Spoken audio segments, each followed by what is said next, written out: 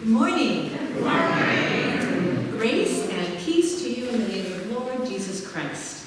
I am not wearing my mask, as you notice, for a couple of reasons. One, I need to read what's in front of me and not be fogged up.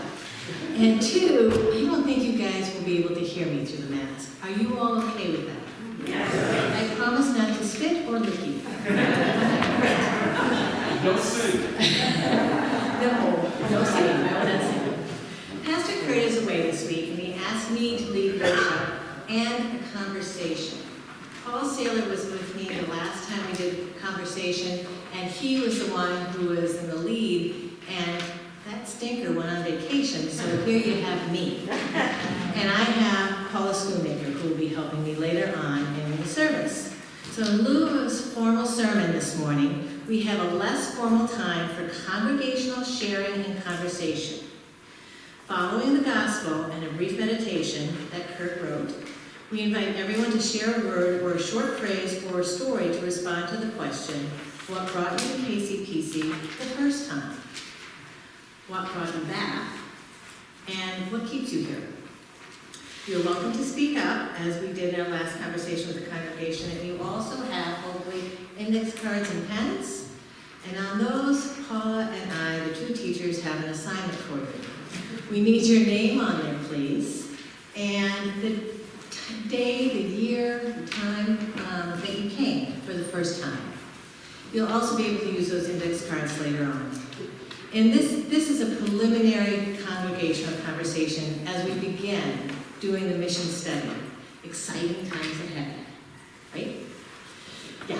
So before worship, we do have Doug wanted to remind you the yard sale is a go, and there's some exciting things you'll see in the bulletins and the Petros.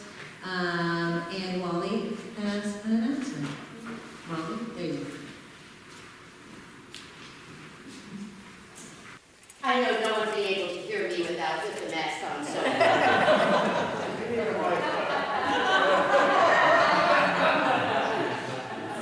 All right, so maybe not. I am here as a representative for Turning Points Network.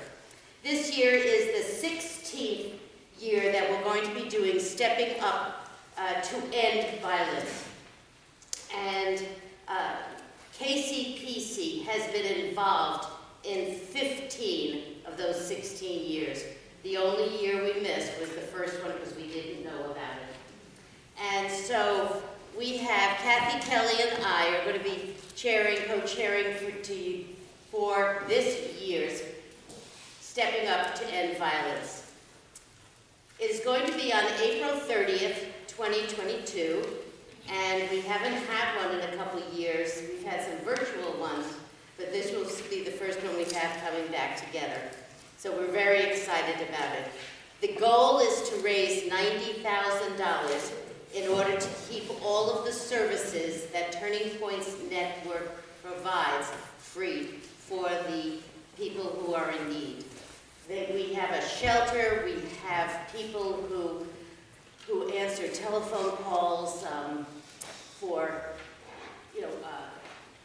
someone is being attacked or something like that and needs to be picked up. Some of our own people are among those who do that.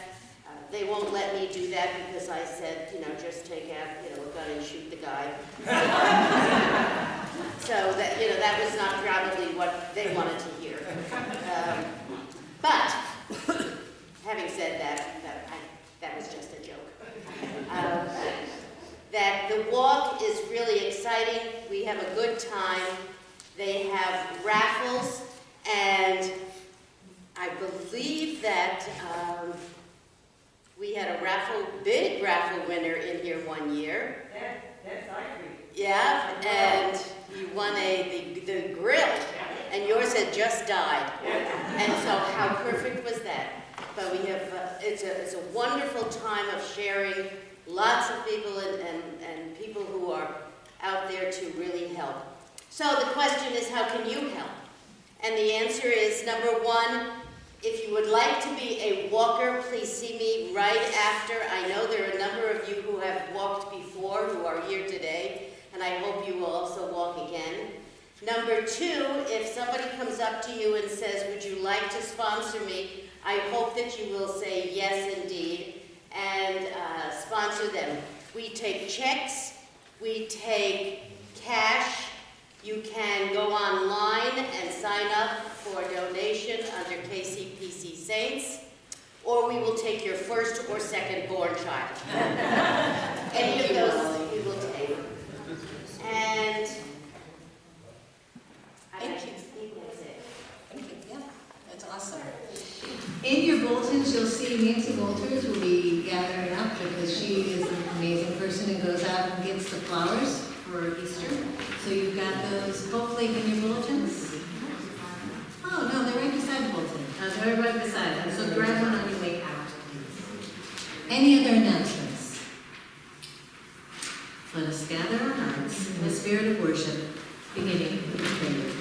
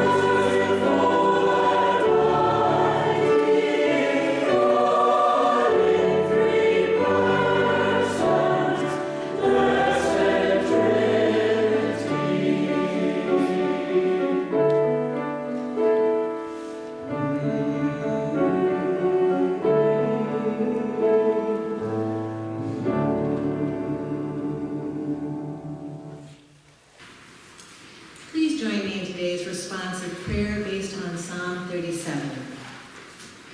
Do not fret because of the wicked. For they will soon fade like the grass and wither like the green herb. Trust in the Lord and do good, so you will live in the land and enjoy security. Take delight in the Lord, and God will give you the desires of your heart. Commit your way to the Lord, trust in God, and God will act. God will make your vindication shine like the light, and the justice of your cause like the noonday. Be still before the Lord, and wait patiently for God. Do not fret over those who prosper in their way, over those who carry out evil devices. Refrain from anger and forsake wrath. Do not fret, it leads only to evil. But the meek shall inherit the land, and delight themselves in abundant prosperity. The salvation of the righteous is from the Lord. God is their refuge in the time of trouble. The Lord helps them and rescues them. God rescues them from the wicked and saves them because they take refuge in God. Please join me in the prayer of confession and preparation. Merciful God, you made us in your image, with a mind to know you, a heart to love you, and a will to serve you. But our knowledge is imperfect, our love is inconstant, our obedience is incomplete. God of love, Jesus gave us a new commandment, that we should love one another, even as you love us, the weary and the mourning. Give us a mind forgetful of past ill will, and a heart to love one another. Through the same Jesus Christ, your beloved child, our Lord Savior. Amen. Our gospel reading this morning is from the Gospel according to Luke.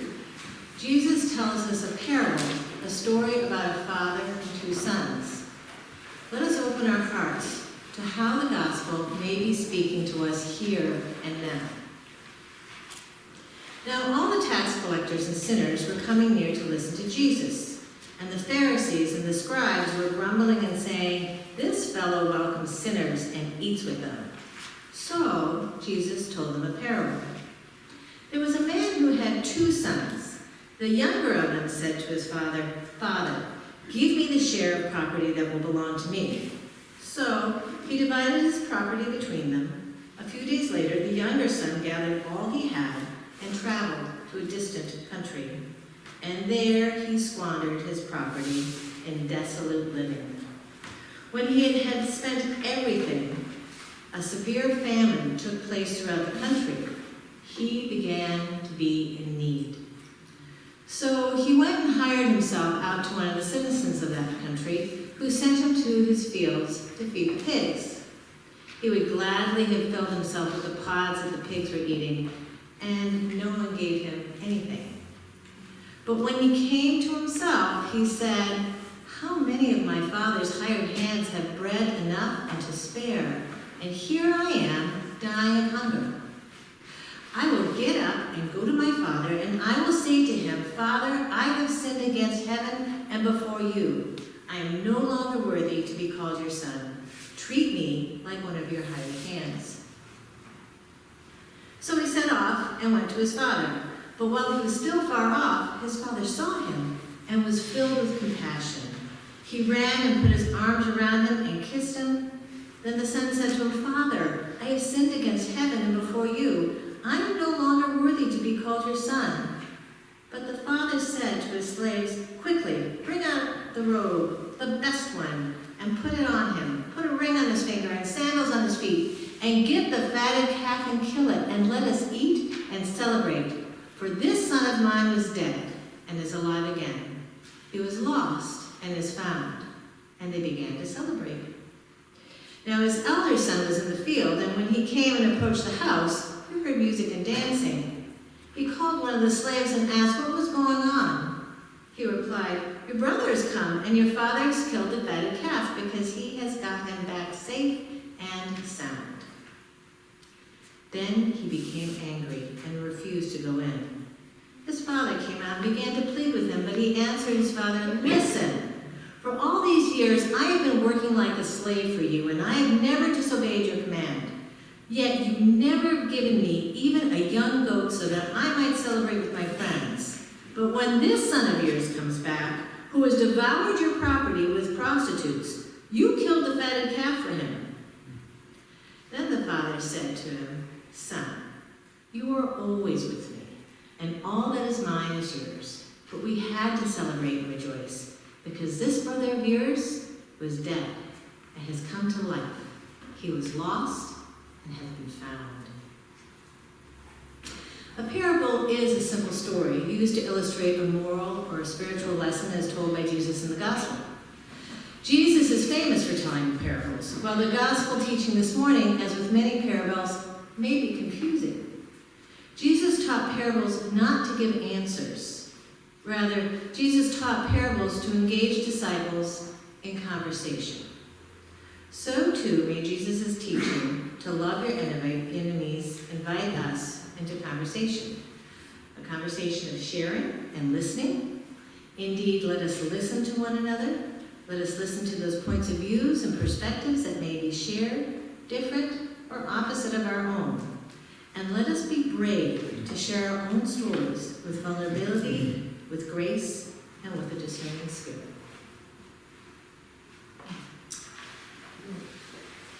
Now comes the activity portion of today's service. So, what we're going to do, can you just do me a favor? Raise your hand if you were here for when Paul and I did the conversation, the first conversation with the congregation. Okay, not a lot. Oh, yeah. Okay. Yeah, you had to be here. What we're doing, it is truly a conversation, and Paul is going to be our man and wife. I hate that, but she's going to be doing our scribe. And what we'd like to know is what you remember. What brought you here the first time? What brought you here the first time? Elaine.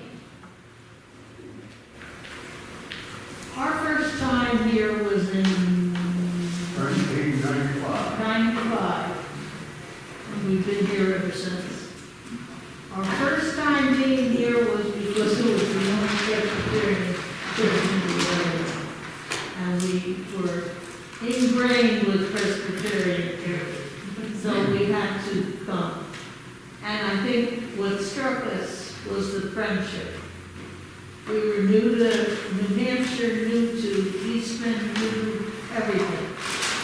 And when we came, we built a home. And we've been here ever since. And you've been through surgery, you've been through burials, you've been through everything. Calls. And God bless you all, because it meant so much.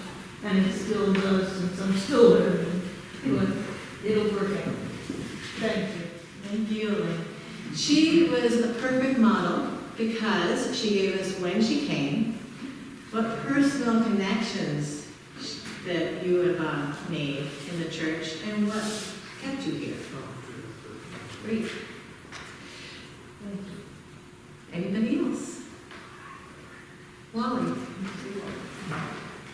First time I came was also in 1995. I bought my house in New London, my retirement home, and I was 48 years old.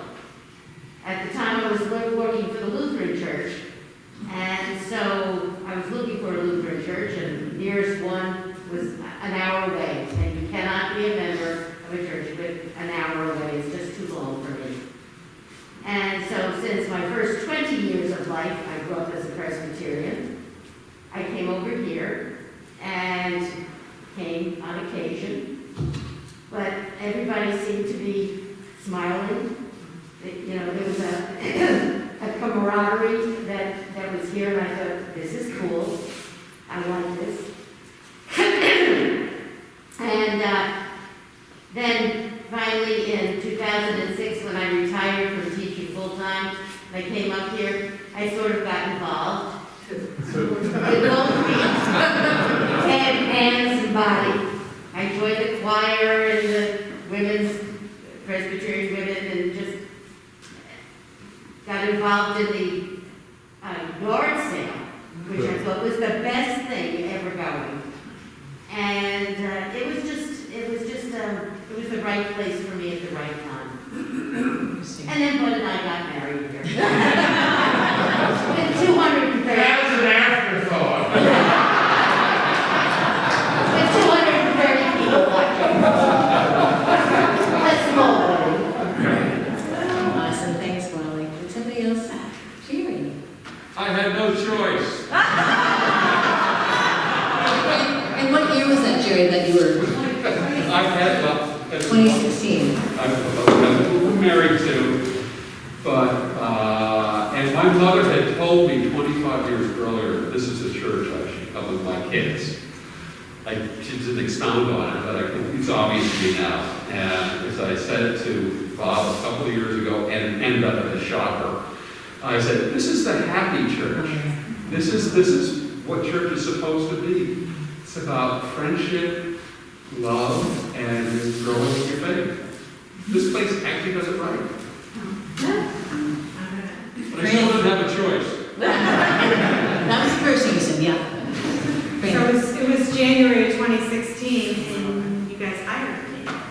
And this, all at being a church musician my entire life, and being church my entire life, but as a staff member, this was the first church that I felt so drawn to be a member of. And it is, it's like I found my church family. As I said, I've been in many churches and in many church jobs, but I finally found my church family. Steve. We started coming here in 2001 because we liked the pastor, Roberta Hollander. Oh, you're funny. And she's still here. She was heading to Sunday school, and it was awesome. And our children, went to Sunday school because of you. So thank you. Thank you. Lori. I think we had visited this church when it was over at Colby campus, and off and on, and then we formally started coming. I think that was '89 in this building, in October of '89. I'm not quite sure. In this building? Yeah. Christopher joined me. Yeah, '89. We had been moving around, and I think the thing that really helped us, we we were trying churches and came and just never left. Totally impressed with John Hall, the music, and the fact that my children were welcome, even if they came up to Burke in the back of the church, which I never got that feeling somewhere else, but that's okay. And it just, the Christian education and the opportunities for adult education and involvement. I mean, our church family, you know, it's just amazing. I love what's in this church. It's just wonderful. Thank you. Jessie? I grew up in a Scottish Presbyterian church, and so that was my life. I had my husband there, we got married there, and we moved to New Hampshire in 1970. And when we heard about this church, my daughter was here the first Sunday, and we were here the second. And the music, which has only gotten better, which is hard to believe. The crowd of witnesses, and the friendliness. What year would you say that was? In the 80s, in the 90s, in the 70s? It was the very beginning, the 80s. So what year, Don? Holly? What year? Do you remember? Around 50, I don't know. Do you remember what year? What year did we start the church? When did we start the church? I was 1983, I believe. 83, that's right. Yeah. Awesome. Yeah. Well, we went up, when we came up, when I think was retired, we shot churches. And we went to 2 other churches and went into the service and came out, and one person counted us or asked us to go to fellowship hour and anything like that. So when we came here, thanks to Margaret and Drew, because we were over Brothers Burger and they invited us to come. So we came. And after the service, we went down, we were invited down to Fellowship Hall. And before we left, one of us face account was known. She had a coffee date by Tuesday. And my mandolin was hooked up with the early cage jam. And we're not letting it go. So I think, you know, that sequence makes pretty good sense. So that was That was 2021. 19. February 19th. Right before everything. Isn't that just kind of encapsulate right before everything? Yeah. Donna and then Donna. Robert and I joined when Colby Sawyer learned about how to raise Presbyterian, so I was very excited about the opportunity, and then some friends were coming, and we've been coming ever since. So much of what I find wonderful here is, as I said, one of the most important things right now is the tremendous support that this group of people, wonderful group of people, have provided. Whether it's support when my children were baptized or born, or having Sunday school, all of that, and then now the changes in our lives in the last year, just phenomenal. God's working in wonderful ways for all of you. Thank you.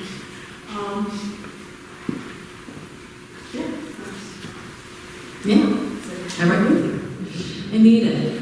I just wanted to add to Steve, when we came, it was at your invitation, and we had an interim pastor at the time, right before we hired Bob.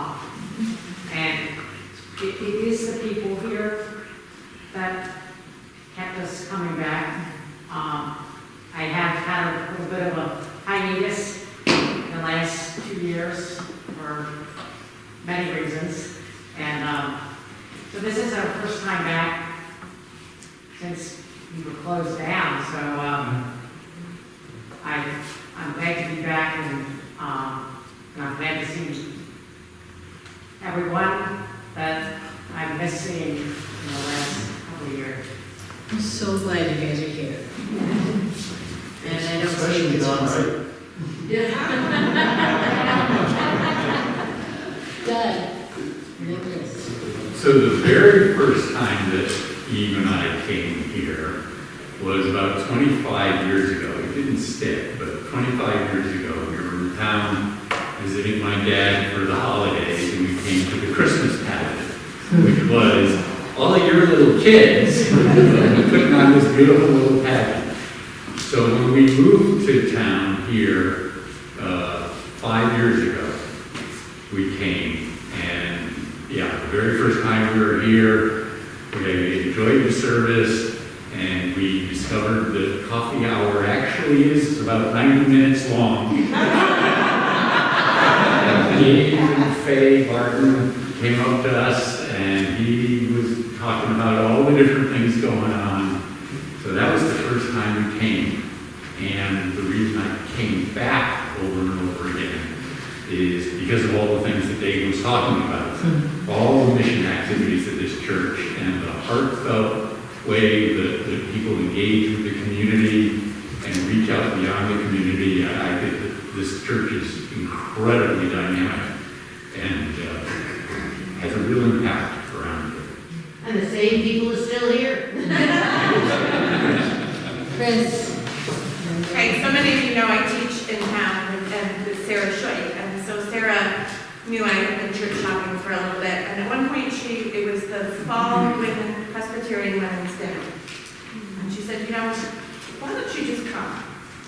So I came and had an opportunity to meet people, and then I drifted away for a little bit, and then she said, so next time I'm going to Theology on Tap, why don't you come? So for a long time, I wasn't physically in the church. For years, I was a very active part of Theology on Tap. And Booker. This is so much. Pardon? This is so much. I know. But talking about like the groups of people, the sense of community. So while I wasn't actually being churchy, I was getting my church needs met by the other groups that this church offered. And then when Fran came on board, there was this part of me, I used to sing in other choirs and had not sung for a very long time, and I just sort of drifted in one night and I've never left. When I first came to the church, though, with my very first visit, I was in the back, Jerry was over there, and at the end of the service, Jerry made a beeline right to me. He said, hi, I'm Jerry, come meet Barbara, let's go have coffee. Same kind of thing. Good job. Yeah. The first time my husband and I came was, I believe, the summer of 2018. We had bought a house in London based on the fact that he was going to retire. He has still not retired. He worked in Pennsylvania, Philadelphia, and he drives up here every weekend. It's been a long couple of years. We didn't actually move here until June of 2020, and in the midst of the pandemic, the people we had rented our house to said, oh, please let us buy it, let us buy it. We were like, absolutely, you're out.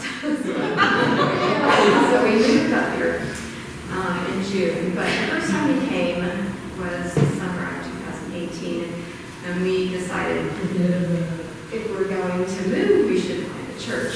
My husband's parents were charter members of the church that we were attending in Sheridan, New Jersey, Presbyterian Church in New Jersey. His mother is now turning 94. His father passed a few years ago, but he has not belonged to any other church except for Presbyterian Church. So when we found out this church was literally within walking distance of our new house, it seemed like a no-brainer, but we thought, well, let's check it out. So we came, and I received a beautiful mug filled with candy. That was a plus. But more so than anything else, it was bizarre to me that everyone seemed to know that we were new people.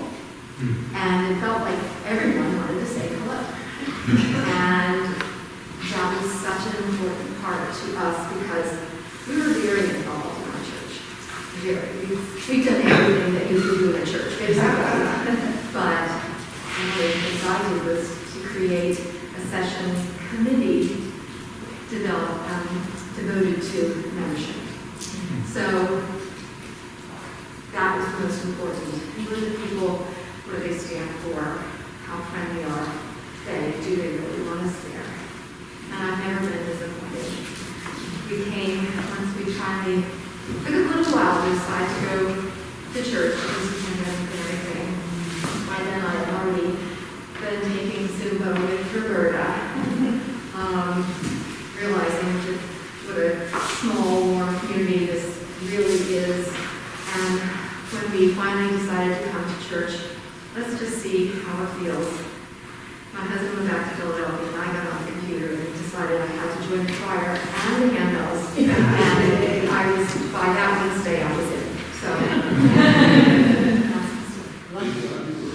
Yeah, well, great stories. Helen? My husband and I came to the first, I think around 2005, 2006. And we saw the church on the way out down the road. We were heading for the outlet, and we saw the church. And I had grown up Presbyterian, so we said, well, I came myself because I wanted to make sure that the church was not accessible because my husband was in a wheelchair. And we came, and then we went to coffee hour. And you remember Barbara Veskin? Mm-hmm. Barbara always, she was always looking for new people and welcoming people. So she was one of the first people in the church who welcomed us there, and of course, in here ever since. Yes. Hi, Nick Allen there. I've been coming here since 2019. Whenever I come up from Connecticut to visit my best friend, Russ Abbott, who's like one of them.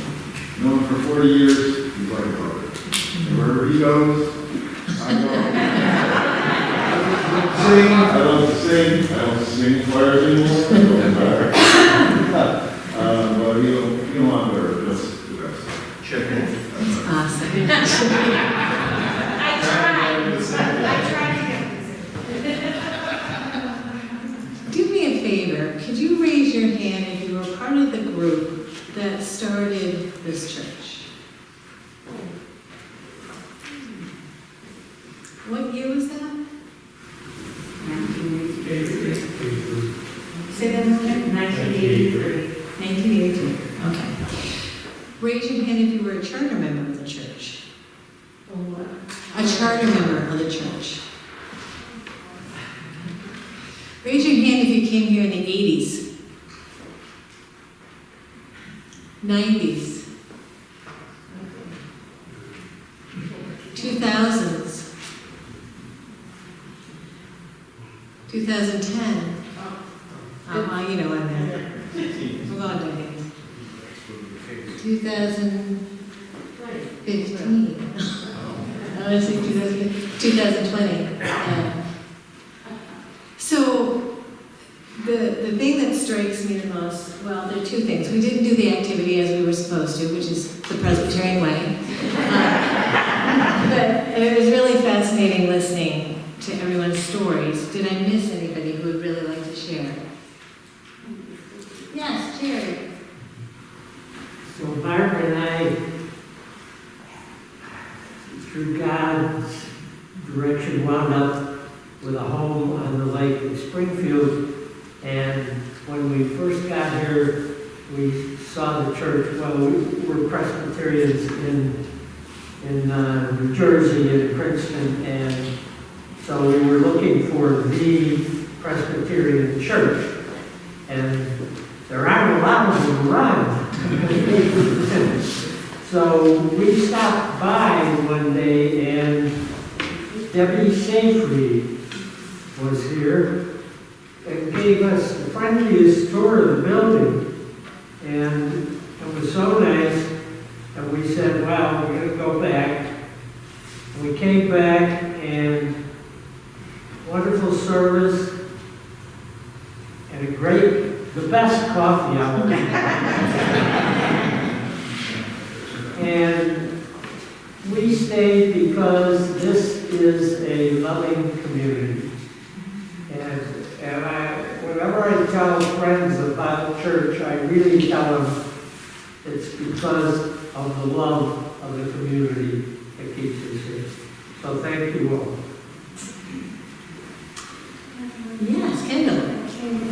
Just before that I first came to a concert on a Sunday afternoon, and it was snowing, and I'd never been in the church. I was church shopping, but just at a concert at church itself, and I saw the snow this window, and I just knew that the members, it just reflects the connection to the outside. You have your environment in mind, obviously, and I fell in love with all of you and the window. Elaine.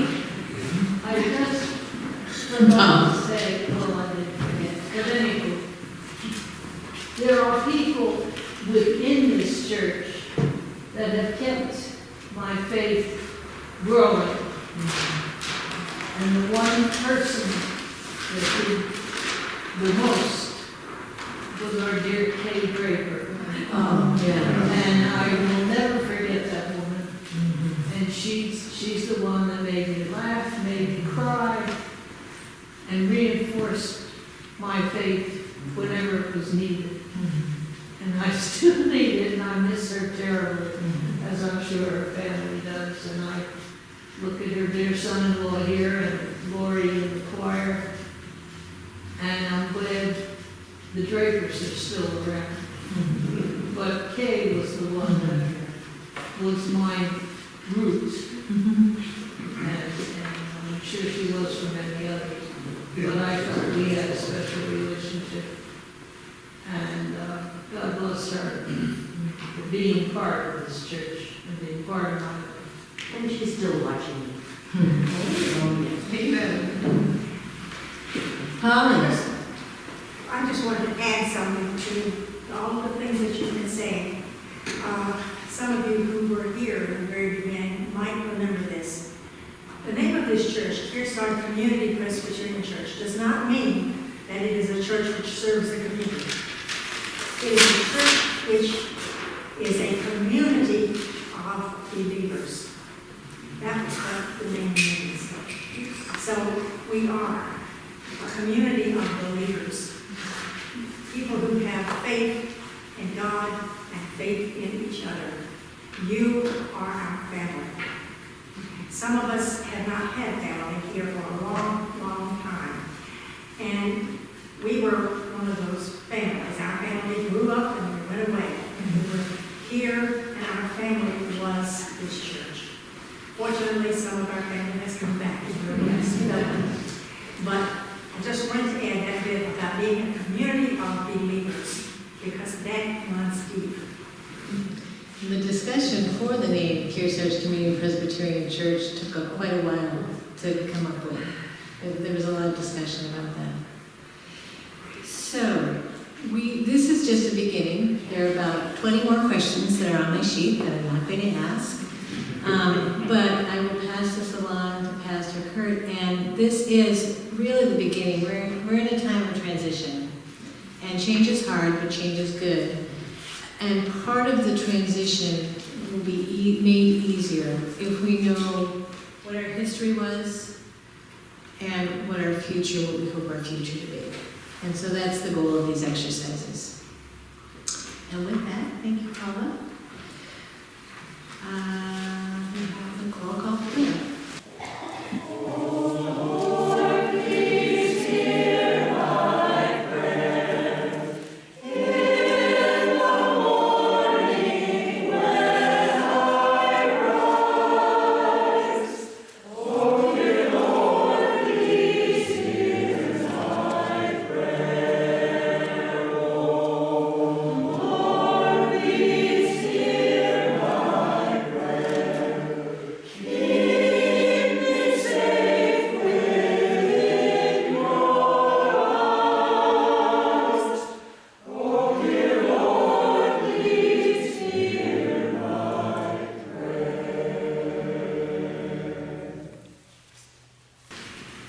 Lord, in your mercy, hear our prayers spoken aloud and those within our hearts. Hear our prayers for the Church Universal, for this congregation, its mission and ministry, for the healing of the earth, for peace and justice in the world, for nations and leaders, for our local community, for the poor and oppressed, for the frightened and displaced, for the bereaved and the lonely, and for all who need healing.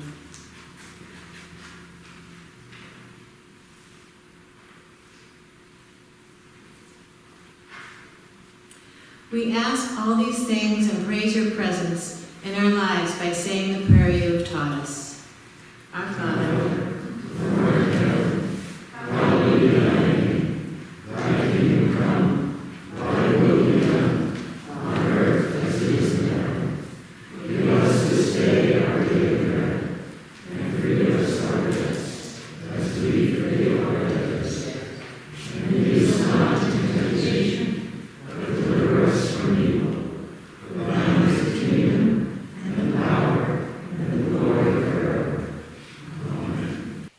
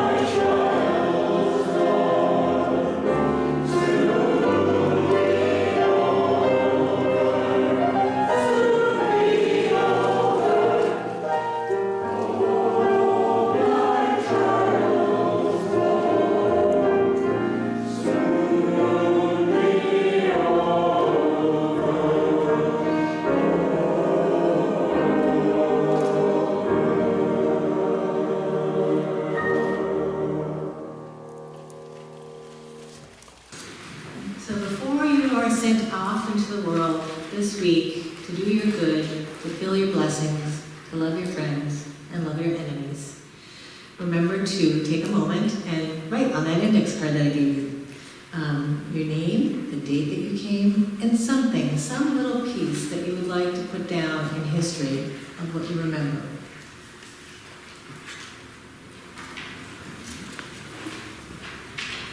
And that said, Lord Jesus Christ, by the power of your presence, open our minds and our hearts to your call to us, that in your light we may see light, and in your strength we may be strong. Amen.